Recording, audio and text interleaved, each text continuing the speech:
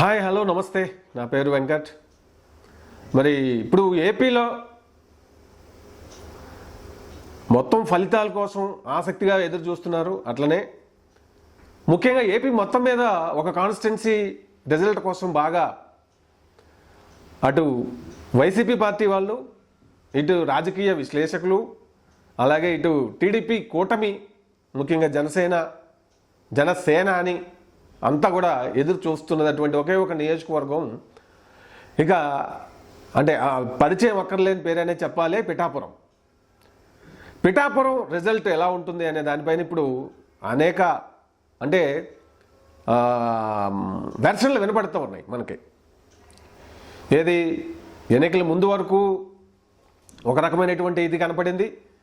Polling రోజు polling pattern, polling ఆ trend ఓవరాల్గా చూసిన తర్వాత మరుసటి రోజు నుంచి ఇప్పటి వరకు ఒక రకమైనటువంటి ఇది వినపడింది. ఇప్పుడు ఇంకొక రకంగా వినపడుతుంది. పోలింగ్ జరిగిన రోజు చూస్తే వినపడింది ఏంటంటే, జనసేనాని పవన్ కళ్యాణ్ గారికి దాదాపు 1,00,000 మెజారిటీ వస్తుంది అన్నట్లుగా వినపడింది. గత 2-3 రోజుల నుంచి చూస్తే లోకల్లో జరిగినటువంటి ఓటింగ్ ప్యాటర్న్ అవన్నీ జనసేన పార్టీ వైపు, మరి అంటే వైసీపీ పార్టీ వైపు నిలబడినటువంటి వంగా గీత గారు కూడా మామూలు అంటే క్యాండిడేచర్ కాదు, ఆమె కూడా చాలా స్ట్రాంగ్ హోల్డ్ ఉన్నటువంటి క్యాండిడేట్ అవ్వడం వలన ఏది ఎమ్మెల్యేగా పోటీ చేసినటువంటి అభ్యర్థి. ఆమె గతంలో అక్కడ ఎమ్మెల్యేగా ఒకసారి పోటీ చేశారు. రాజకీయంగా చూసుకుంటే సీనియర్ మోస్ట్ నాయకురాలు తూర్పుగోదావరి జిల్లాలో. ఎందుకంటే సమైక్యాంధ్ర నుంచి కూడా రాజకీయాల్లో ఉండడం, తెలుగుదేశం పార్టీలో గెలవడం, మంత్రిగా చేయడం, ఇట్లా సుదీర్ఘమైనటువంటి రాజకీయ అనుభవం ఉన్నటువంటి నాయకురాలు కావడం, లోకల్ స్థానికంగా అభ్యర్థి అవ్వడం బాగా కలిసి వచ్చే అంశాలుగా మనకు కనపడుతున్నాయి. అఫ్కోర్స్ ఇద్దరు కూడా, ఇటు పవన్ కళ్యాణ్ గారు, అటు వంగా గీత గారు, అంటే ఇద్దరు 2 పార్టీల వాళ్ళు ఒకే సామాజిక వర్గానికి చెందిన వాళ్ళు అయినప్పటికీ కూడా పవన్ కళ్యాణ్ గారు సినిమా నేపథ్యం కలిగి ఉండటం అనేది, మరి ఇక్కడ ఆయన సినిమాలు చేసుకుంటూ ఉంటాడు, స్థానికంగా ఇక్కడ ఆయన అందుబాటులో ఉండరు అనేటువంటి ఒక అంశాన్ని ఎన్నికల సమయంలో బలంగా వైసీపీ పార్టీ అభ్యర్థి పార్టీ వాళ్ళు కూడా వినిపించారు. సో అయితే మొత్తం మీద మొన్న జరిగినటువంటి ఏపీ ఎన్నికలు కేవలం అభ్యర్థుల మధ్య జరిగేటువంటి ఎన్నికలుగా అయితే నేను చూడలేదు. ఎందుకంటే ప్రభుత్వం మీద తీవ్రమైనటువంటి వ్యతిరేకత రిఫ్లెక్ట్ అయింది. 2019లో ఏ విధంగా అయితే మరి తెలుగుదేశం ప్రభుత్వం పైన విపరీతమైనటువంటి వ్యతిరేకత రిఫ్లెక్ట్ అయిందో, దాని ఫలితం ఎలా వచ్చిందనేది మనం చూసాం. కేవలం 40 ఏళ్ల చరిత్ర కలిగినటువంటి పార్టీకి కేవలం 23 సీట్లు మాత్రమే ఆంధ్ర ప్రజానీకం ఇచ్చింది.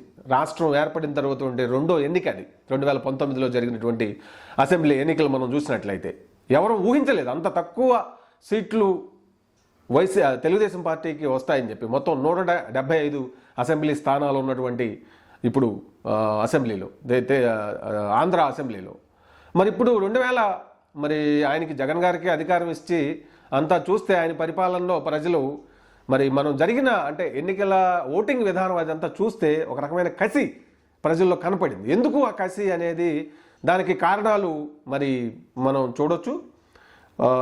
అప్పుడు మేనిఫెస్టో చెప్పిన విధానం కానీ, తర్వాత 5 ఏళ్ల పరిపాలనా కాలంలో జగన్ గారు ఒక నియంతృత్వ ధోరణితో కూడినటువంటి పరిపాలనని ఆయన టీంతో కొనసాగించినటువంటి విధానమే ప్రధాన కారణంగా దాంట్లో భయం ఉంది, ఆందోళన ఉంది ప్రజల్లో.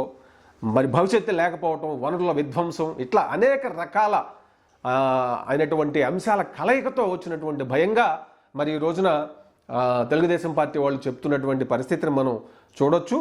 వాస్తవంగా చూస్తే కొంత అందులో నిజం కూడా లేకపోలేదు. సో మొత్తం మీద ఇప్పుడు జరిగిన పిఠాపురం ఎన్నికలో మరి ఎవరు గెలుస్తారు ఏంటి, ఎందుకు మరి ఆ 6% అక్కడ అదనంగా ఓటింగ్ జరిగింది 2019తో పోల్చినప్పుడు. 2019లో 80% టోటల్ ఓటింగ్ పిఠాపురం నియోజకవర్గంలో జరిగితే ఇప్పుడు అంటే 86% ఓటింగ్ జరిగింది. మరి పెరిగిన ఓటింగ్ వల్ల ఏ పార్టీకి లాభం అనేది కూడా ఉంటుంది. జనరల్గా ఎప్పుడైనా సరే ఓటింగ్ పెరిగినప్పుడు ప్రతిపక్ష పార్టీకే అది అవకాశం ఉన్నట్టుగా మనకు దేశవ్యాప్తంగా మనం ఆ ఫలితాలని ఎన్నికల ఇదిలో మనం చూసినట్లయితే 2019లో ఏపీలో కూడా ఓటింగ్ శాతం పెరిగింది. మరి అది ఫలితాలు రాకముందు వరకు తెలుగుదేశం పార్టీ మరి మాకే అనుకూలం అని చెప్పి వాళ్ళు అనుకున్నారు. కానీ ఫలితాలు వచ్చిన తర్వాత మరి అక్కడ ఏం జరిగిందనేది మనం చూసాం. మరి ఇక్కడ తెలంగాణ అసెంబ్లీ ఎన్నికల్లో కూడా అదే రిజల్ట్ రిఫ్లెక్ట్ అయింది.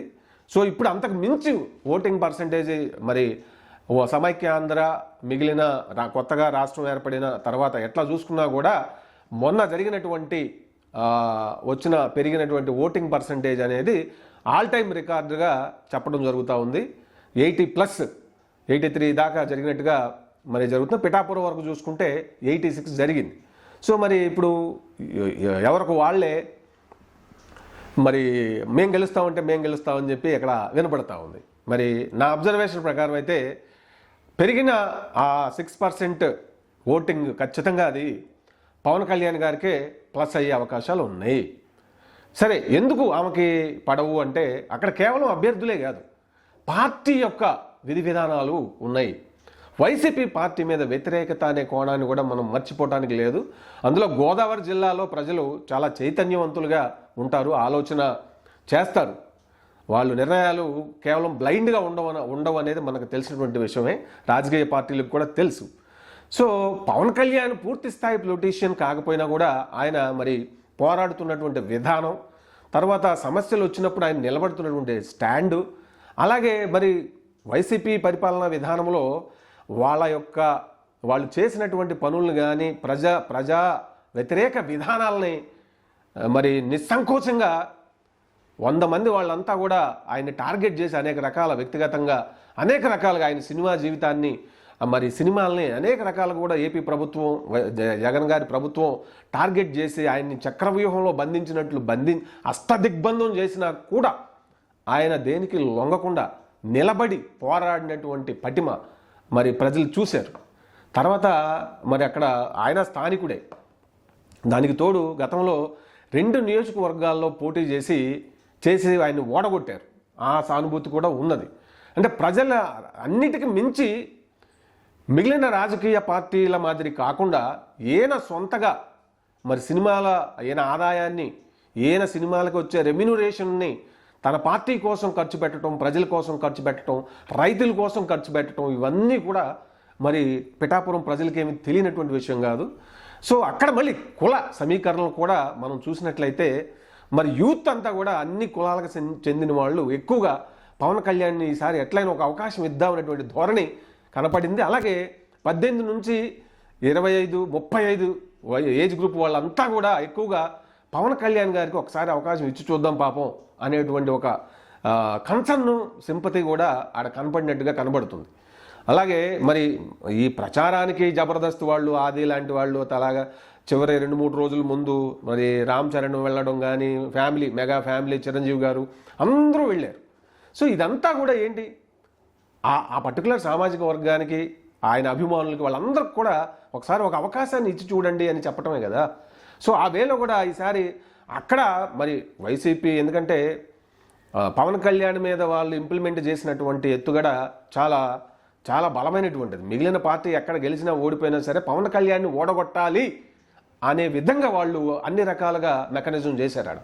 వైసీపీ పార్టీకి సంబంధించినంత వరకు డబ్బుల విషయాలు కావచ్చు, వాగ్దానాల విషయాలు కావచ్చు, ఓటర్లని ప్రలోభ పెట్టేటువంటి విషయాలు కావచ్చు, ఎట్లా చూసుకున్నా కూడా ఎట్లయినా సరే ఇతన్ని ఓడగొట్టి డిప్రెషన్లోకి పంపాలనేటువంటి ఎత్తుగడ అక్కడ కనబడుతుంది. ఎందుకంటే ఈయన కనుక తెలుగుదేశం పార్టీతో అలయన్స్ అవ్వకుండా ఉంటే ఖచ్చితంగా మేమే గెలిచేవాళ్ళం, మా అధికారాన్ని అడ్డుకున్నది పవన్ కళ్యాణ్ అనేటువంటి ఆక్రోశము, కోపము, ఫ్రస్ట్రేషను, ఇంకా ఎన్ని చెప్పాలంటే అన్ని రకాల ఇదంతా కూడా పవన్ కళ్యాణ్ మీద జగన్ గారికి అండ్ వైసీపీ వాళ్ళకు ఉన్నదనేటువంటిది వాస్తవం. ఆ విధంగా మరి ఎంపీ అభ్యర్థి అయినటువంటి అక్కడ ఏది కాకినాడ ఎంపీ అభ్యర్థి చలమలశెట్టి సునీల్ గారు అనుకుంటా, మరి ఆయన ఇండస్ట్రియలిస్టు, మరి ఆయన నిలబెట్టారు, డబ్బులు విచ్చలవిడిగా ఖర్చు పెట్టారు, నియోజకవర్గాల వారిగా, గ్రామాల వారిగా, ఒక్కొక్క గ్రామానికి ఇంత 1 కోటి రూపాయలు 2 కోట్లు అన్నట్టుగా మరి తాయిలాలు పంచడానికి చేసినట్టుగా గ్రౌండ్ లెవెల్లో మనకి వినపడింది. ఇంత చేసినా కూడా ప్రజలు ఫిక్స్ అయ్యారు. ప్రజలు ఫిక్స్ అయితే ఎన్ని కోట్లు ఖర్చు పెట్టినా, ఎంత నియంతృత్వ ధోరణి చేసినా కూడా, ఎందుకంటే ప్రభుత్వ విధానాల పరంగా చూసినప్పుడు దాని యొక్క భయం కూడా ఉంది ప్రజలపైన. అక్కడ పిఠాపురం ప్రజలు కొన్ని చట్టాలు, మరి ఉద్యోగాలు అవకాశాలు లేకపోవటం, రాష్ట్ర అభివృద్ధి లేకపోవటం, ఆ రోడ్లు ఏ విధంగానూ డెవలప్ చేయకపోవటం, మరి సంపదనంతా ఒక సామాజిక వర్గము జగన్ గారు అండ్ ఆయన సామాజిక వర్గమే అంతా ఇది చేయటం, తర్వాత లా అండ్ ఆర్డర్ విషయంలో రాజ్యంగా వాళ్ళు వ్యవహరిస్తున్నటువంటి అంశాలు ఇవంతా కూడా ప్రజల దృష్టిలోకి తీసుకొనే ఓటింగ్ జరిగింది అక్కడ. అన్నిటికి మించి ల్యాండ్ టైటిలింగ్ యాక్ట్ అనేది కనుక వస్తే వీళ్ళ అధికారంలోకి వస్తే మన ఆస్తులు మన చేతుల్లో ఉండవు, మనం బానిసలు అయిపోతాం, కేజీఎఫ్లో గోల్డ్ మైన్లలో బానిసల మాదిరి అయిపోతాం, అలా చేయడానికి మనల్ని ఎట్లా చేస్తున్నారనేటువంటి భయం కూడా ప్రజల్లోకి వచ్చింది. సో ఎట్లయినా సరే ఈసారి పవన్ కళ్యాణ్ని మనం ఒకసారి గెలిపించుకొని తీరదామనేటువంటి ధోరణి, ప్రభుత్వం మీద భయము, ఇట్లా ఈ అంశాలు పవన్ కళ్యాణ్ గారిని మనం గెలిపించుకొని మన గెలుపు ద్వారా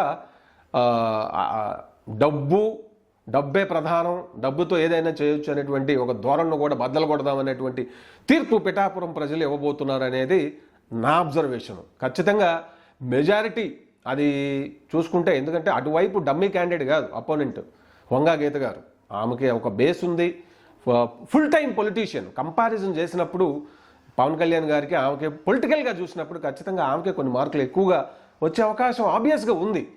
అయితే ఈసారి ఇక్కడ పరిస్థితులు వేరు. ఎప్పుడు కూడా ఓటింగ్ అనేది ప్రభుత్వ విధానాలపైన, ప్రభుత్వం ఏం చేసింది, ఓవరాల్ వాళ్ళు ఏం చేశారు అనే అంశాలు ఎక్కువ ఉంటుంది. ప్రభుత్వం మీద వ్యతిరేకత ఫామ్ అయినప్పుడు ఇంకా మిగిలిన అంశాలన్నీ సెకండరీ అవుతాయి, అది గమనించాలి. మనకు 2019లోనూ అది మనం చూసాం. ఇక్కడ మరి తెలంగాణలో ఉద్యమ పార్టీ టీఆర్ఎస్ అనేది మామూలు పార్టీ కూడా కాదు, నీళ్లు నిధులు నియామకాలు అంటూ మరి వచ్చి మన రాష్ట్రం మనకు ఉండాలి, మనల్ని అవమానపరుస్తున్నారు ఆంధ్ర వాళ్ళు అని చెప్పి మరి అట్లా ఒక వాదాన్ని డెవలప్ చేసి వాళ్ళు అధికారంలోకి వచ్చారు. 10 ఏళ్లలోనే మరి ఆ కల్వకుంట్ల ఫ్యామిలీ దోపిడీ ఎక్కువైపోయిందని చెప్పి వాళ్ళని ఇలా చాచి కొట్టి పంపించేశారు. సో ప్రజల అమాయకులు కాదు. ప్రజాస్వామ్యంలో మధ్యతరగతి ముఖ్యంగా వాళ్ళు ఇదిలో అయిపోతున్నారు, నాశనం అయిపోతున్నాం మనం అని అనుకున్నప్పుడు వాళ్ళు మేల్కొంటారు. అదే జరిగింది పిఠాపురంలో కూడా. ఓవరాల్గా ఆయన మీద కొంత సింపతి కావచ్చు, ప్రభుత్వం మీద ఉన్నటువంటి వ్యతిరేకత, ఎట్లయినా ఓడగొట్టాలి జగన్ గారిని, పవన్ కళ్యాణ్ గారిని అని చెప్పి జగన్ గారు అండ్ టీము పార్టీ అనుసరించిన విధానాన్ని కక్ష కడుతున్నారు. ఆ కక్షను మనం అడ్డుకొని ఎట్లయినా ఒకసారి ప్రజల కోసం, మరి వ్యక్తిగత సమస్యల కోసం కాకుండా సమాజం కోసం స్పందించేటువంటి పవన్ కళ్యాణ్ని మనం ఒక్కసారి ఆయన గెలిపించి చూద్దాం. ఎంతోమందిని గెలిపిస్తూ ఉన్నాం, ఒకసారి ఆయన గెలిపించుకుంటే ఏంటి తప్పేంటి? ఈసారి ఎట్లయినా సరే ఆయన గెలిపించాలి.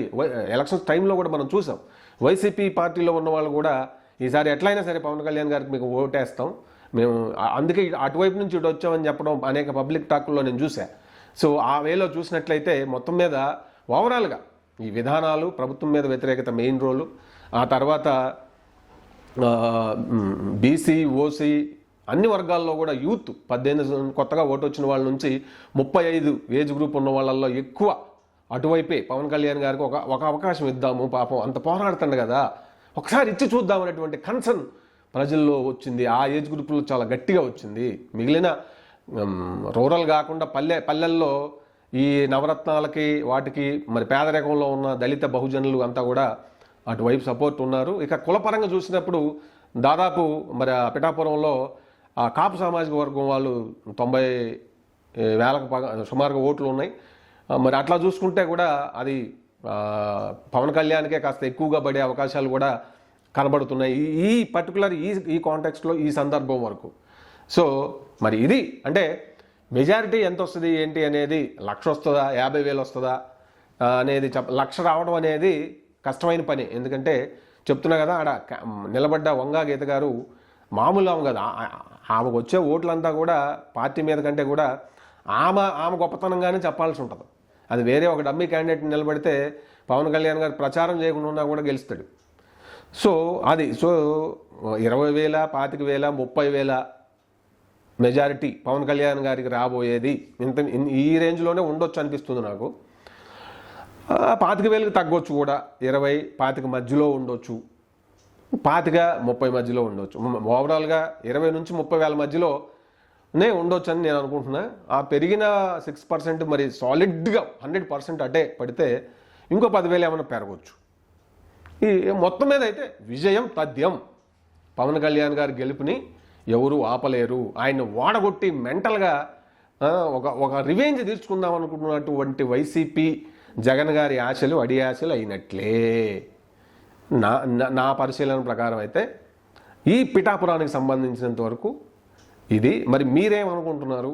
ఎందుకంటే లోకల్గా ఉన్న మరి డైనమిక్స్ ఎట్లా జరిగినాయి అనేది అక్కడ నియోజకవర్గ ప్రజలకి ఇంకా బాగా అవగాహన ఉంటుంది. మరి మీరేమనుకుంటున్నారు అనేది మీరు కామెంట్ల రూపంలో చేస్తే బాగుంటుంది. మరి అది స్టే ట్యూన్ టు మరి జర్నలిస్ట్ బీవీఆర్. Thank you. మరొక వీడియోతో మళ్ళీ కలుద్దాం. నమస్తే.